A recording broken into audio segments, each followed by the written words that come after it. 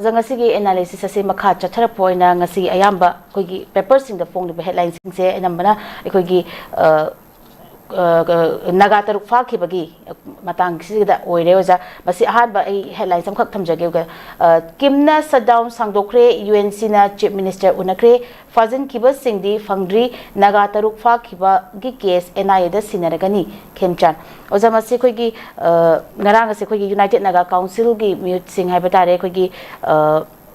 Chief Minister ga Secretary ta unaduna wari sanaba aduda UNC gi President amasung Vice President yauna loinana mi tarukna saruk yakiba mifam aduda koigi UNC gi maikadigi fazin kiba naga civilian taruk ase thuba matamda koigi thadok piraknaba amadi asiba koigi hakchang wariga su kushina biraklo haibagi demand tawrbuga loinana lengak asu masi koigi Honorable CM also hakchina lawbaga loinana masi soidana thabak oina koigi thibombagi koigi hakcha koigi fangnana ba miyoi sing ase fangnana bagi damakta koi kanba mawongda koi thibu humbagi tabak chathagani haibaga loinana case ase NIA da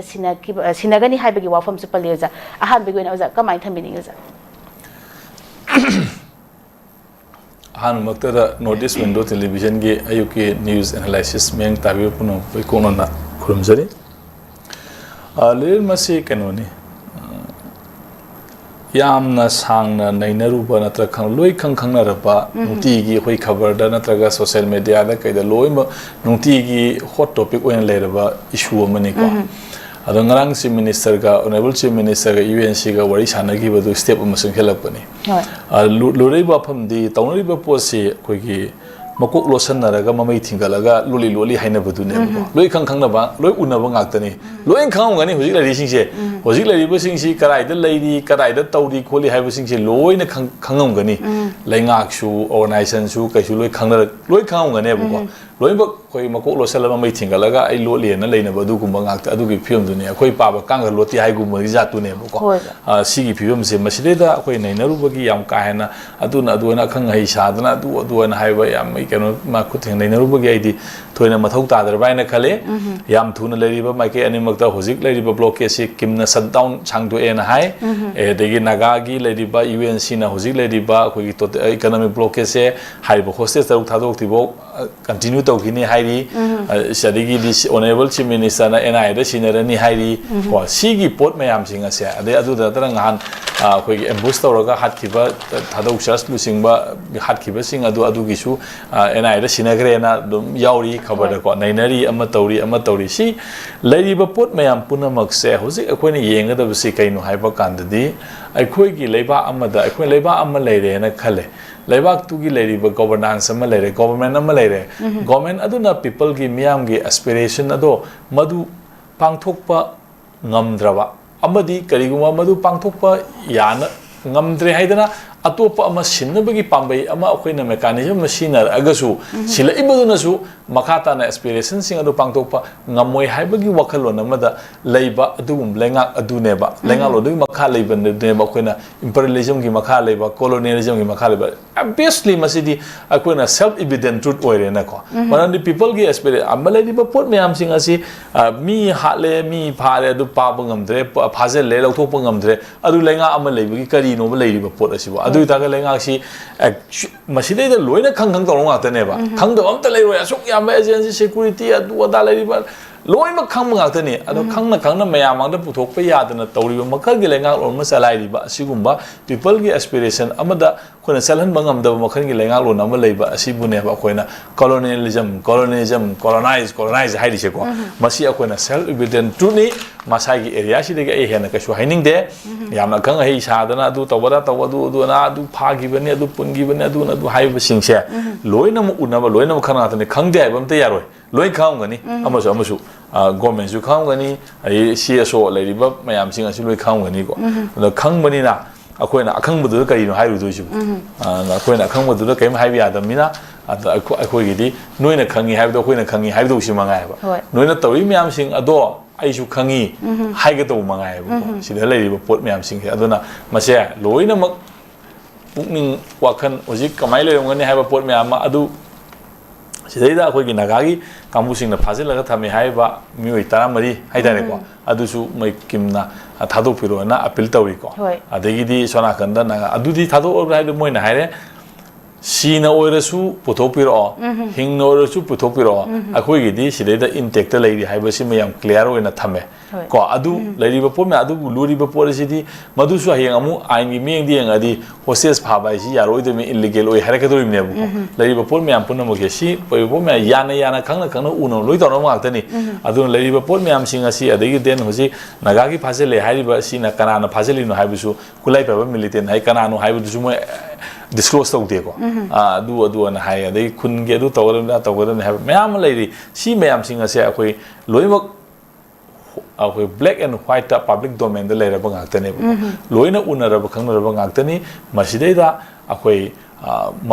makok losan na ga mamai thinga na ga loli na haina bagi waduni kana de aduna sai sida yam kana ai kasu asang ba comment pining tre ai sidai hen ba hena ka yam thuna solution se porakna ba akoi pami ꯍꯣꯠꯅꯕ ꯄꯥꯝꯃꯤ ꯑꯩꯈꯣꯏꯁꯨ ꯀꯔꯤꯅꯣ ꯍꯥꯏꯔꯤꯕꯁꯤ ꯃꯉꯥꯏ ꯍꯥꯏꯒꯗꯕꯕꯨ ꯑꯗꯨ ꯃꯔꯝꯗꯤ ꯃꯌꯥꯝ ꯂꯣꯏ ꯋꯥꯕꯅꯤꯅ ꯑꯗꯨꯕꯨ ꯃꯁꯤꯗ ꯑꯩꯈꯣꯏꯅ ꯀꯟꯀ꯭ꯂꯨꯖꯟ ꯑꯃ ꯈꯛ ꯐꯪꯉꯤꯕꯗꯤ ꯀꯩꯅꯣ ꯍꯥꯏꯕ ꯀꯥꯟꯗ ꯃꯌꯥꯝ ꯄꯨꯝꯅꯃꯛꯄꯨ ꯋꯥꯍꯜꯂꯒ ꯊꯝꯃꯤꯕ ꯂꯩꯉꯥꯛꯂꯣꯟ ꯑꯃ ꯃꯗꯨ ꯑꯃꯨꯛ ꯁꯤꯟꯗꯣꯛꯅꯕꯒꯤ ꯍꯛ ꯂꯥꯛꯑꯒꯁꯨ ꯃꯗꯨ ꯁꯤꯟꯗꯣꯛꯑꯒꯁꯨ ꯑꯣꯏꯒꯗꯧꯔꯤꯕ ꯒꯣꯔꯃꯦꯟꯗꯨꯅꯁꯨ ꯁꯦꯝ ꯊꯤꯡ ꯀꯩꯅꯣꯗ ꯑꯣꯜ ꯋꯥꯏꯟ ꯏꯟ ꯅ꯭ꯌꯨ ꯕꯣꯇꯜ ꯍꯥꯏꯕ ꯐꯤꯕꯝꯗ ꯂꯩꯒꯗꯕ ꯐꯤꯕꯝ ꯑꯃꯗ ꯂꯩꯍꯜꯂꯤꯕ ꯃꯈꯜꯒꯤ ꯁꯥꯁꯟ ꯂꯩꯉꯥꯛ ꯃꯑꯣꯡ ꯑꯁꯦ ꯃꯁꯤꯕꯨꯅꯦꯕ ꯑꯩꯈꯣꯏꯅ ꯀꯣꯂꯣꯅꯤꯖꯝ ꯍꯥꯏꯅ ꯌꯥꯝ ꯀꯟꯅ ꯂꯥꯎꯅꯔꯛꯏꯁꯦ ꯑꯗꯨꯒ ꯃꯇꯝ ꯑꯃꯗꯅ ꯑꯩꯈꯣꯏ ꯐꯣꯔꯦꯟꯒꯤ ꯂꯩꯔꯤꯕ ꯑꯦꯒ꯭ꯔꯦꯁꯟ ꯂꯥꯛꯑꯀꯥꯟꯗ ꯑꯗꯨꯅꯕꯨ ꯃꯌꯦꯛ ꯁꯦꯡꯅꯀꯣ ꯑꯩꯈꯣꯏꯒꯤ ꯐꯣꯔꯦꯟ ꯔꯨꯜ ꯇꯧꯔꯀꯥꯟꯁꯤꯗ ꯃꯗꯨꯅ ꯑꯩꯈꯣꯏꯒꯤ ꯀꯟꯚꯦꯟꯁꯅꯦꯜ ꯇ꯭ꯔꯦꯗꯤꯁꯅꯦꯜ ꯇꯥꯏꯞ ꯑꯩꯈꯣꯏꯒꯤ ꯀꯣꯂꯣꯅꯤꯖꯝ ꯂꯩꯔꯝꯃꯦꯕꯀꯣ ꯑꯗꯣ ꯍꯧꯖꯤꯛꯇꯤ ꯅꯤꯌꯣ ꯀꯣꯂꯣꯅꯤꯖꯝꯒꯤ ꯂꯥꯛꯀꯥꯟꯁꯤꯗ ꯋꯤꯗꯤꯟ ꯗ ꯁꯦꯝ मागी लेबा अदुदा विदिन द सेम पीपल अदुदा मागी मियोई खरना अदि शासन पारि मियोई Kharna तगा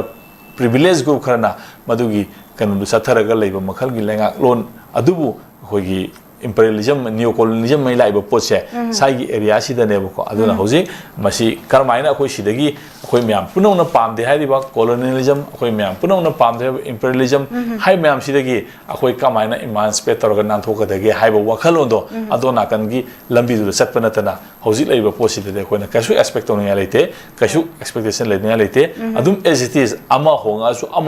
ama la su adum sigi film sa dum leigedaba leire aduna akoi leigedaba posi karmai leigedaba no haibda akoina wari ama logadami tainaraga sidada government adu ngamdre adu phade ta ngamdle leiraba podu akoina tainara ka duduna akoi kamai ngamgada ge akoi khangadam na tra adai gi lebe du rai lakningi wakan judicial si ko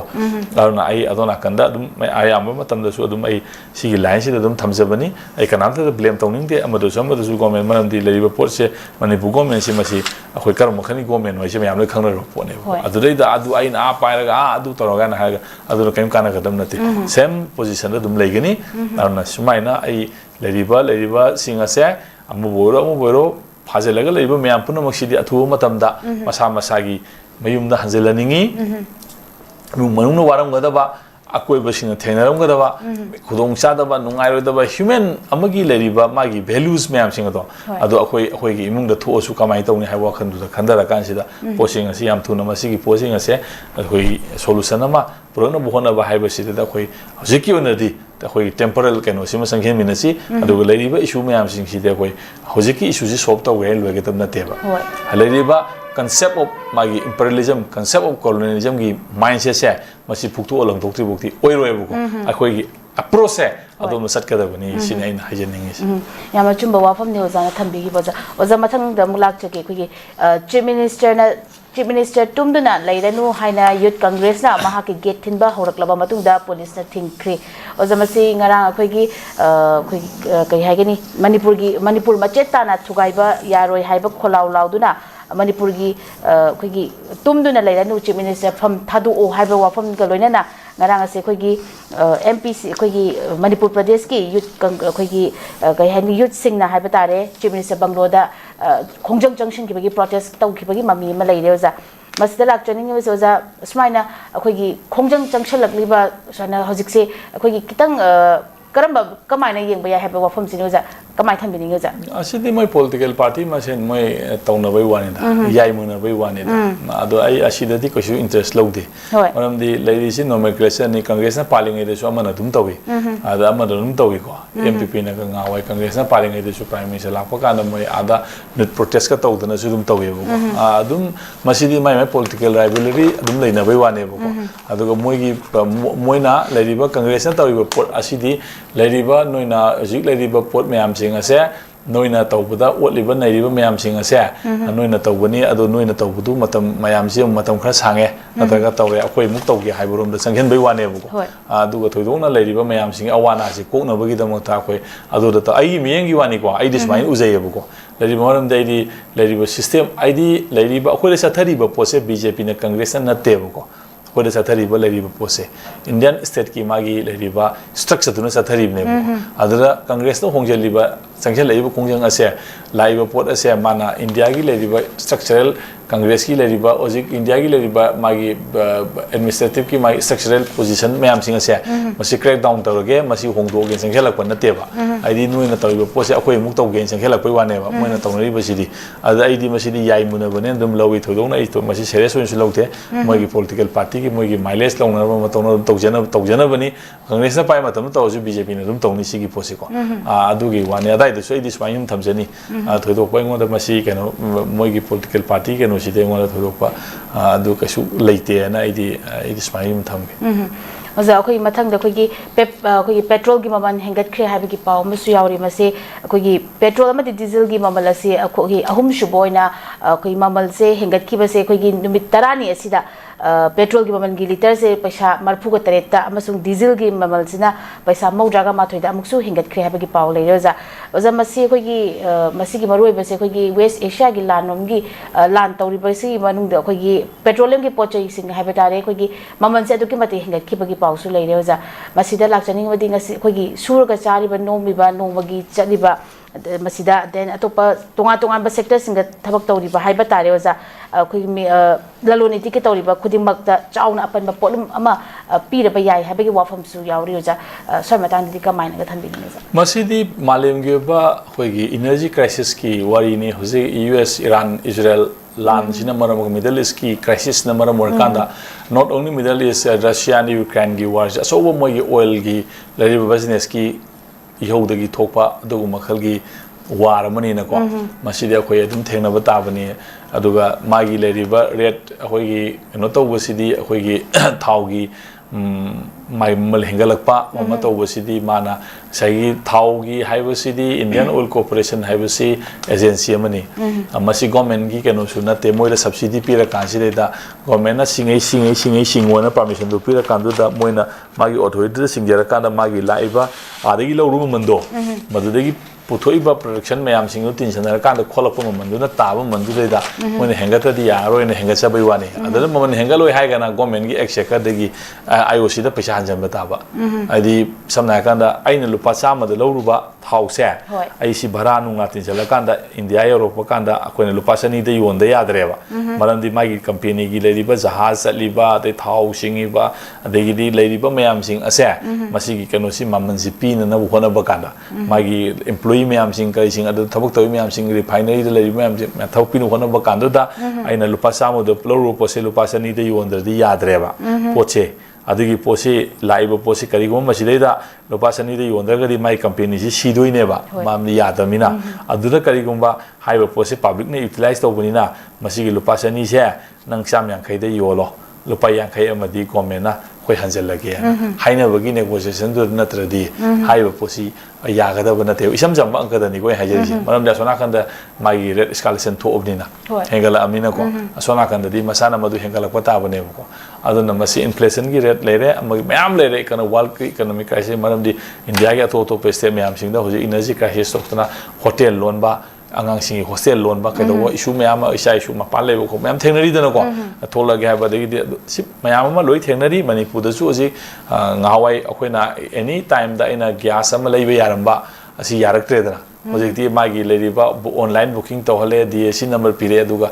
थागी करिगी लाइबा only अजु मखक तंग अखोइदा मागी open cell तौद्रे हाबो को gas open shell tawrambadi hoji open shell tawdre bai sam sam ha kanda ngai di open shell ni magi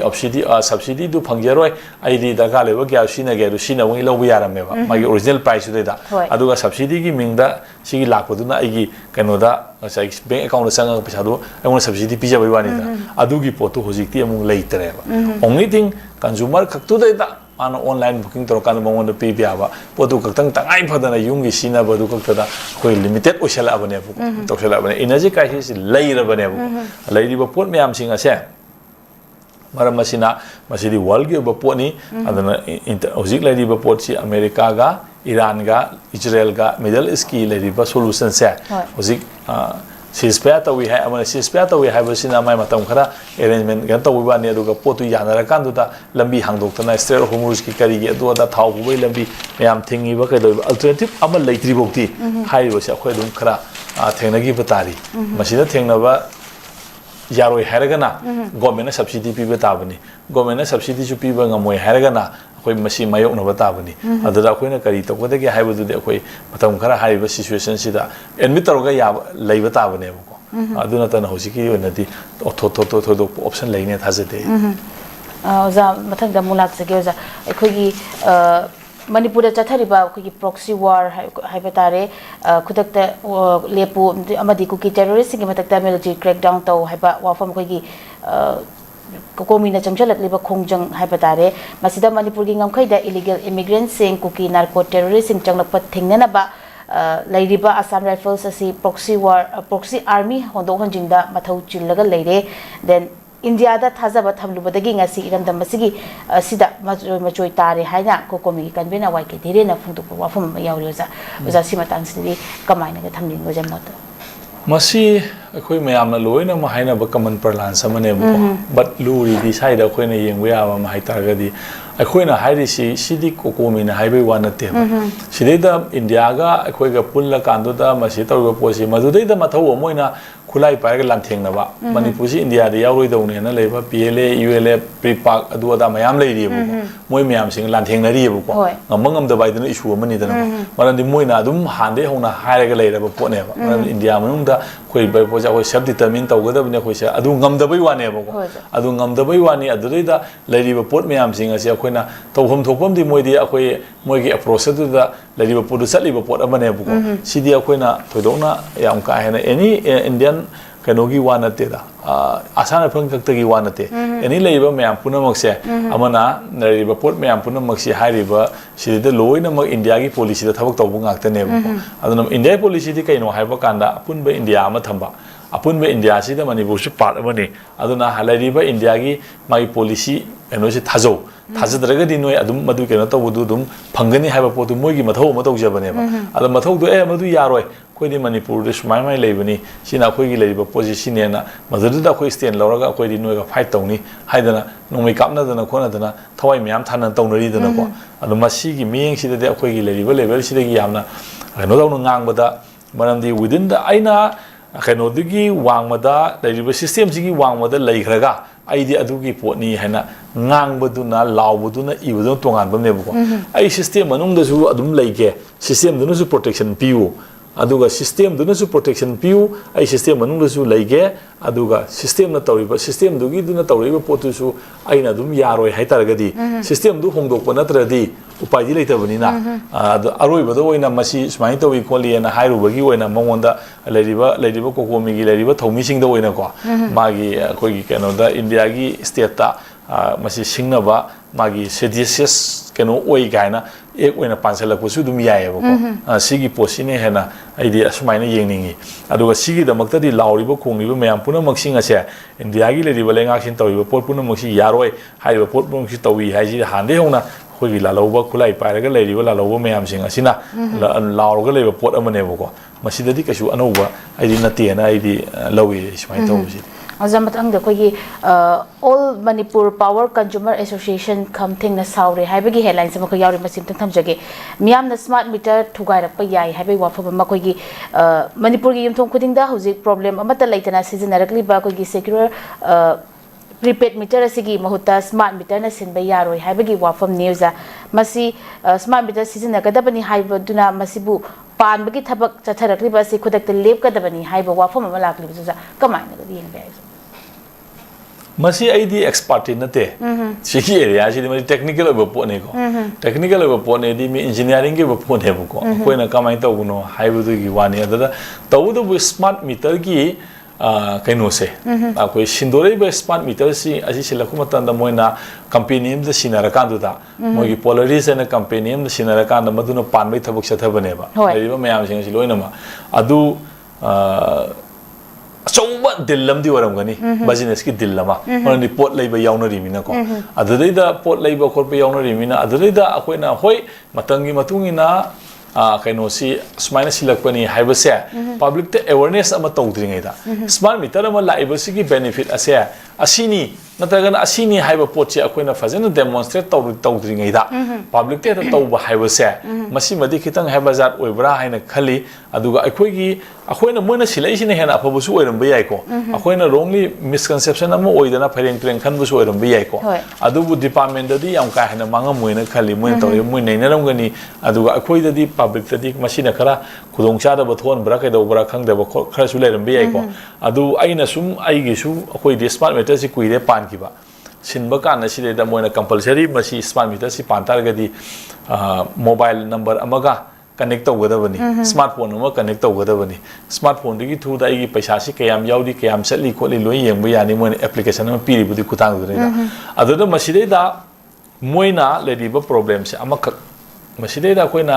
आई खंगदेको Moina highway वाने आई पालक का अगोंदा खितंग खुदोंग चादब नुंगाइदा मै मुटखिबो कइगोना यादब आई प्रॉब्लम याम थेंगना खरेबा थेंगना बिसै पर्सनली चलगा आइना थिगतपा आइना चटपा हंगबो खोटपा तौबसिदेदा आइना स्मार्ट मीटर नोइना सिलैसि मरम करिगिनो कमाइ तौगुनो मसी अलार्मिंग सु याउदे पैसा लोइदोरे सु याउदे अमसु याउदे अदुम पैसा सि लोइखा कांदरा खरा माइनसगा मुटखि हानगी मीटर दुदि पी खोंगदना मै लोइदोरे न तौरमी होजिकि सिदि तौद्रे अदा कमाइ तौगुना काना मोइना अदुदि फोन मोबाइल लाइदबा लाइ हितबा इमुंगदि कमाइ तौतारे मसी कनेक्टिविटी मसी इनकन्वीनियंस कमाइ तौतारे मा एप्लीकेशन येंबा हितबा गा होतागदि हाय अदुदि होजिकि लरिबा मतम सिदा मदु क्वेश्चनेबल ओइद्रे न मोइना खुमेबा मरमदि अंगांग अमा नत्रगा मा युमदुदा कैनोमा सोइदना लै पोसी अदुगी लैगनि खोकनि हायदना पोसी मो अदुदेदा मो अदुमा मोइ अरमाइ खुमेको अदु कन येना अदुदा मोइगी बेनिफिट सि कैनो हायबा कान मोइना बेनिफिट अमखक मोइदा लैरिएबा सिगी स्मार्ट मीटर सिदेता हाना पालिबा कन्वेंशनल अखोइना पालमिबा मीटर से मसीददि समना हायकांदा आइना यूथ ची लोड चे इन 2 किलोवाट नत्रगा 3 किलोवाट आइना मोइना पीरिबा कनेक्शन दो मदुगी किलोवाट टुदगी आइना मई से कंज्यूमशन जी हेना का ओवर यूज तौखि तारगसु मई से overload ओइरेना May मुट लोयबा अदुम ngala leineba whereas handaki moigi smart meter lakpa kandadi aingonda piriba 3 kilowatt natraga 2 kilowatt che masidagi hek over use taukiba kana kudakta maidu mutkaneba asigi keno sima moida yam chawna kudong cha phange maramdi akhoi gi se aigi yum se hana 2 kilowatt laurameba ko keno sa ba 2 kilowatt lobadagi kamai tauke kan ai masidai personal experience on haige आइगी वाचे 2 kilowatt लौरमे 2 kilowatt लौबदी कमाइ तौगेदा मते अमा कमाइ तौगेदा अखोइगी मोइगी solar panel पानबगी plan अमा तौरमेबा solar panel plan तौबगी पैसा से Moina लुपा lakh अनी गा कयानो माय अदु संगनी अदर 5 किलोवाट छे डेली एमआई कंज्यूमशन फंगनी अदुगी पैसा से नंग इंस्टॉल तौतारगदी हाइबा पैसा दु ना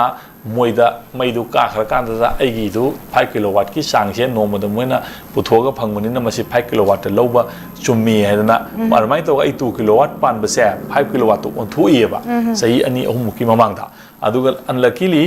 मतम दु लेरम मोइगी होजिकी सोलर पैनल पानबगी कैनुदुसु मसाइगी कंपनी दुसु मोइगी पैसा याना देन तौदना मोइ थबक लेखिबदगी आइगी दु किलो 5 किलोवाट तो सु ओंथुबा पैसा सु हेना थीबा किलो 2 किलोवाट 3 किलोवाट 5 किलोवाट सिना मागी लाइबा पैसा सि हेलेबा the थीरे मतुंगदा आइगी power panel Dusu पालहौद्रेबा अदुबु ओंथोरबिना 5 kilowatt इना पैसा दे दुम थीरेबको अदुदिदा कमाइ तौगे हाइबा कांदा मखोइना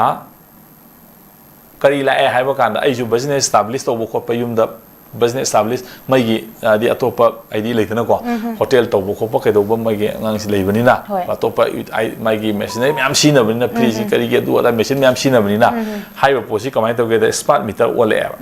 smart meter ole pa kan si da makhoi na khoi gi mayam gi kaino se mayam gi khoi gi general kaino si da 2 kilowatt si kaman no loksana bani na ai gi su 5 kilowatt lokshan le si moina khangda dana 2 kilowatt tu da dum samjan bi le rame adagi di 2 kilowatt samjala matung si da moi smart meter du generate tora ba kan da di mai si adam pung khai ge du mut pai tare mut pa kai no to si boina chali ama dong chali ka wa dong chali ching ma dong chali moi su gyan ma me kai no last moi gi phone number pi re ba online phone number ma adu da phone tar wa da sabi won hai ba kan si da anh da ujiki mi duna hange ba sa gi si kilowatt ke alobi ke hana ke kamai to ge na ka ai di ai gi no to bu da smaina 5 kilowatt lo gi bani ne adu noi na si da kai no hai ba kan da 5 kilowatt lo ga kai gi no mai si mu li hai ba kan da moi na ujiki mai du smart meter sin do ba kan da moi na setting to ba kan da general oina anh da nang gi si kilowatt ke alogi ko ke hang da bi da moi na 2 kilowatt ta setting to le ra me adu da gi di mai sim kilowatt chi hanadi kya smart meter si na ding ida di 2 kilowatt si na adum magi mulam de mai do aru sa ida sina kan di overload lak pa kan da 2 kilowatt tu na pu ba ya de na mai si bu mut le bo ko mut ba ge sigi kai no sa ngon di personal oina theng na khare ba adagi di ai gi se 5 kilowatt ni hana smai le bani no na ka ma na app tu download to ro ko lo yen kan di 5 kilowatt tu thok te 2 kilowatt tho e bo ko adagi di mo numi humni muk sang e ba adu mu 2 kilowatt ki 5 kilowatt mu upgrade to ba kan da moi automatically to ka da bani hai na to ra kan da hojik budi 5 kilowatt to upgrade to kan da mai du hana ge du mai na mut pa gi problem du solve to khre ba ai na sida haining i ai personal experience thena bai wani moi na hoji hai ri si kai no hai ba kan da hana di 2 kilowatt lo rasu 3 kilowatt lo rasu nang no overload to ba kan da 5 kilowatt si na ju 6 kilowatt si na ju mai si mut loi hana gi meter si da di whereas handa ki smart meter lak pa kan si da di nang gi lo ri ba kilowatt masing che si da gi hek han ba kan mai si automatically mona mathana mut khini adugi benefit ama moi gi department lei hena moina adumai na hai ba ko asi aina ai ngon su thengna khre adugu masu sum me ba adudei da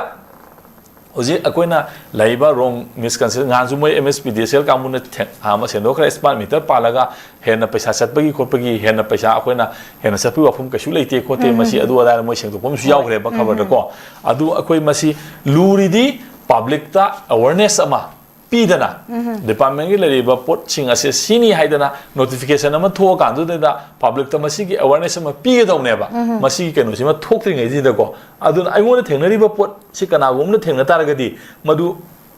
kyam thina warong ngani ai di sum chat pa tan da bagi pake sala thi bai wane ko adu kana gum normal kanom na thengna ba tar ga di madu ai ngone hoji thengna ri ba inconvenience su kyam thina wane adu hoji hai bu wani hana 2 kilowatt le ma kamu sing oi kan hen to ba kan du overload la pa kan da thi mai du loi mu long ngane ba pe ba mu long ngane ba yam no ai ra mo ba adu ma kilowatt okhat pam sang ba ade paisa he na thibam sange ba kilowatt tu henga paisa hen sala ni da ko sigi pot ama lakane ba ko sigi mayam sing ase ma sigi le riba technical kano mayam sing ase ko na public ta hana phajana masi media da mai convince to dana si le riba position ni sini hadana le riba mayam sing ase na phajana convince to kan si le da posi to bi ge da bane ba natra bi da only mo gi business motive ta mo gi pot yona bagi natra ga pro replace to bagi pot mayam sing ase keno da to bo sa tha bo itar ga di le riba pu mayam sing gi adum problem se thola kane ba ko masai area se kitang department na masi gi area se kitang ai di section na shinjingi matam na samna ha kan da khunna ma sindore khunna ma sinda de club tu ga tana ra ga natra ga association mai kai lai kai da pradhan kang de mai area authority am lai ni da ko madu ga tana ra kan da koi tang asuk ta gi noi gi khunna si de da smart meter si pan ba horani smart meter si gi le riba kudong saba ma di sa da ba natra ga sumai thengna ra pa yai si to bi yai lakuma matam de si to bi wa na le riba mayam sing adu de awareness ma to bi ga to ba tar ga de miyam so angau bu na te na ko ju hairo ina ko adu myam sing da ama ta taw da bi da thok law na mai gi lai ba kan da lam ni hare adagi moi kaino taw ro haire na haire ga lupa moi gi apan man moi sin ba gi paisa khala piu adu taw ba lupa yang kai sama pe thok sin do ma sa khram ni na adu gi lak pa kan huji ki ai go na thek na ba kaino myam ni thek na da di mi du na masana adum masana provoke to ro pa da ba na dro asi myam sing asi department da masi kaino myam sing ase amasi ai di sumaina ai kitang moi na kari gumba samna kan da moi lekai ki silakon tan da area authority u tan da kan da leriba praja sing adu da miyam sing adu da smart meter palapoi kudong sa ba madi sa da ba masi ki thena ga da ba miyam sing ase fazana hana awareness pibi ra kan da madu tobiu adu tare thodok na sigi program se ai leiroi ne khali ai smain tham se ki sing oza mathang da mo khoi lak chege khoi solid waste management plan gi apu masagi machumna lau sangam kuntra romang le habagi wafam ma yauri za khoi Imphal West ki lamsang police station na konba lamding haina khangnari ba wafam asida leiba khoi chawbi lakhong gi akoi beda leiba lau sangam kuntra mukti khoi mang le habagi wafam ne jamasi khoi kumja lising ani ga mapan dagi semgat sagalakhi balam dingi solid waste management plan asi kumja lising ani ga taraga manga dagi Imphal Municipal Corporation na khoi mafam singdagi pushalapa phatta haudigi haipatare dugi haidokpam haipatare oirakli bane haiba wafam ne oza masi yam kana khoi kai haigani khoi fibam asida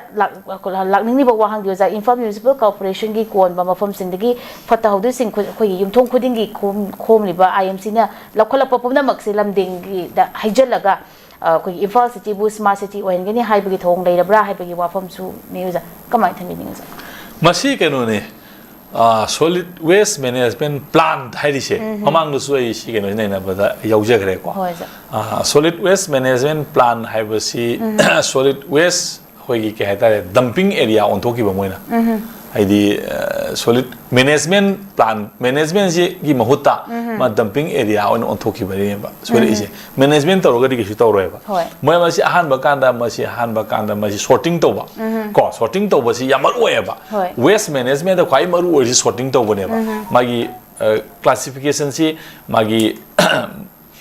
hoi biodegradable and non biodegradable ani pot che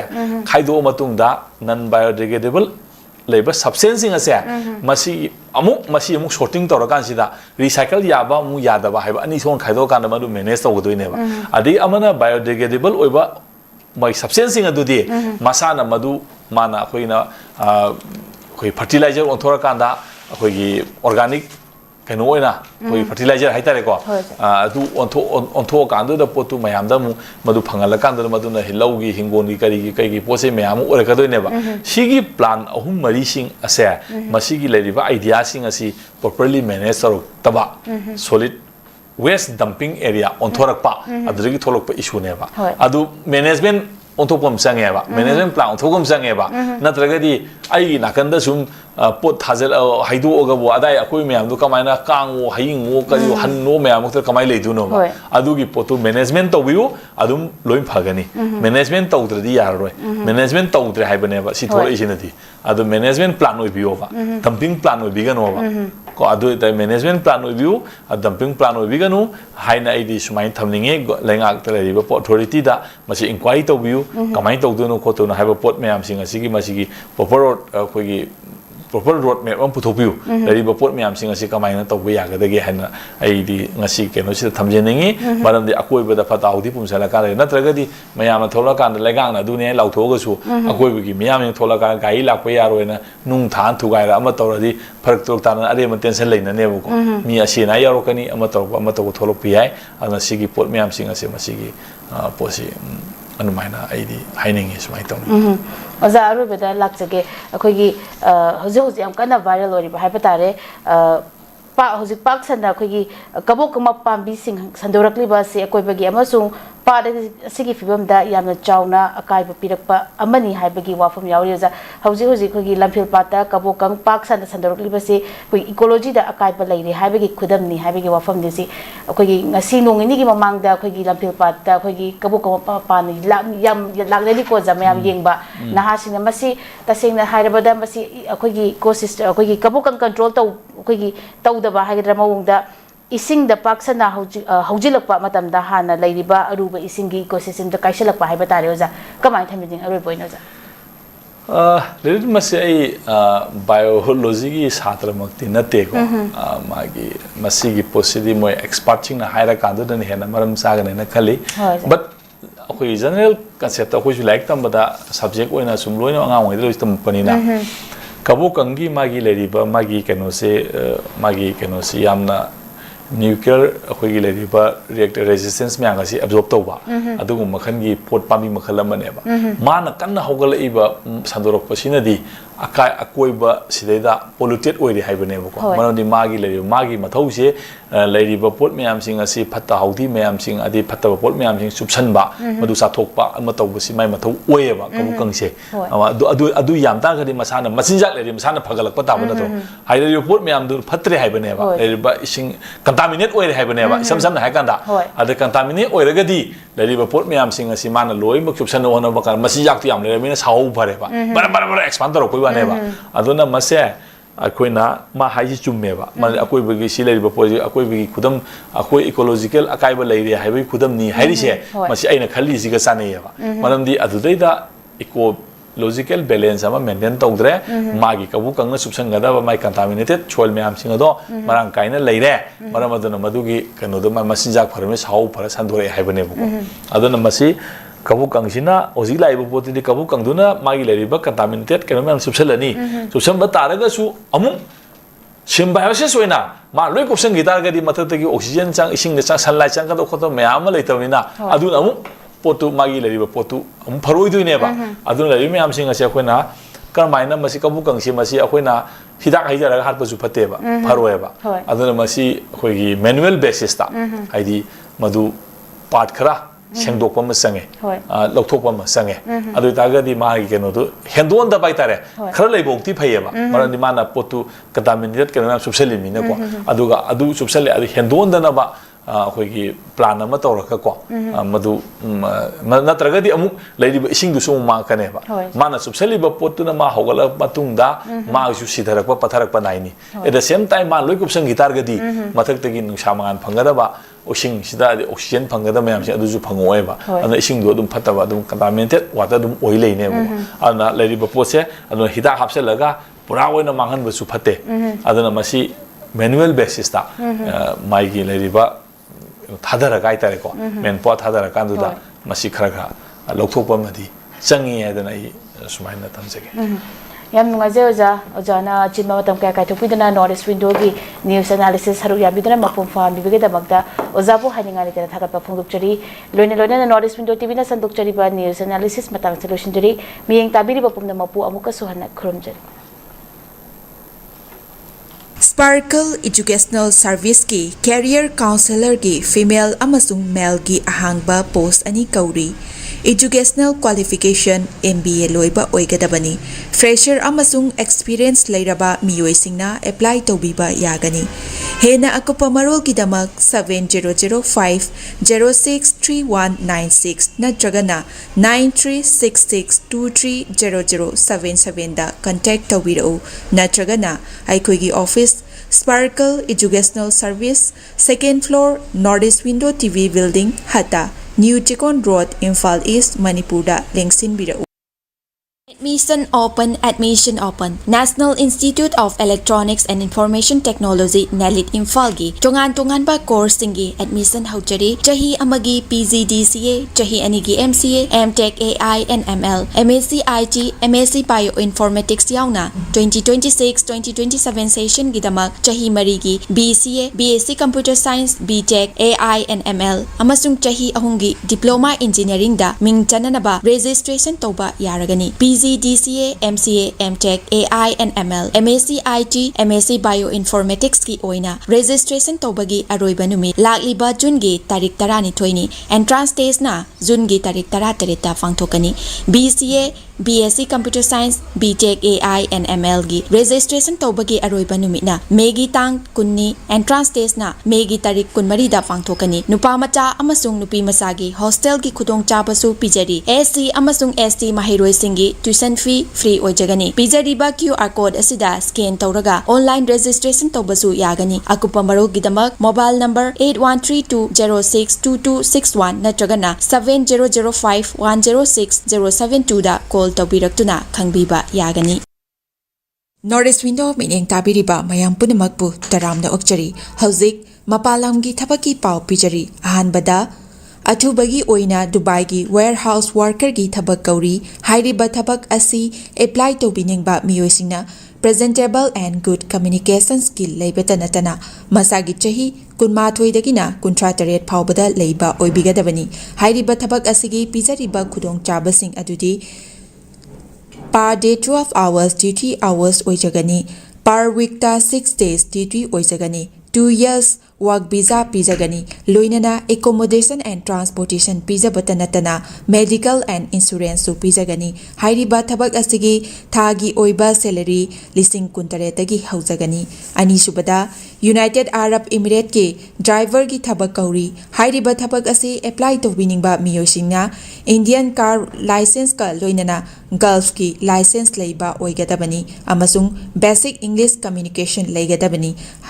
Hairiba thabak asigi Indian license paibiba miyoisingi thagi oiba salary di lising yankhai dagi haujagani Gulf license paiba miyoisingi thagi oiba salary lising yankhai manga dagi haujagani ahum subada Beharan Water Park ki female retail staff tara kauri hairiba thabak asi apply to biningba miyoisingna retail experience leibaga loinana yamdrabada 165 cm ki changda wangba oibigadabani thabak asi tauba miyoisingna piriba khudong chabasing adudi accommodation transportation aduga duty meal su pizagani hairiba thabak asi thagi oiba salary lising mauda taretagi haujagani Pamarol gidamakta 7005273217 natraga 9366230077 natraga aikoigi office Northeast Window TV building hata New Chekon Road ta lengsin birau Sparkle Educational Service ki Career Counselor ki female amasung male ki ahangba post ani kauri Educational Qualification MBA loiba oigadabani Fresher amasung experience leiraba miyoisingna apply tawbiba yagani hena akupa marol gidamak 7005063196 natragana 9366230077 da contact tawbirau natragana aikoigi office Sparkle Educational Service second floor Northeast Window TV building hata New Chekon Road Imphal East Manipur da lengsin birau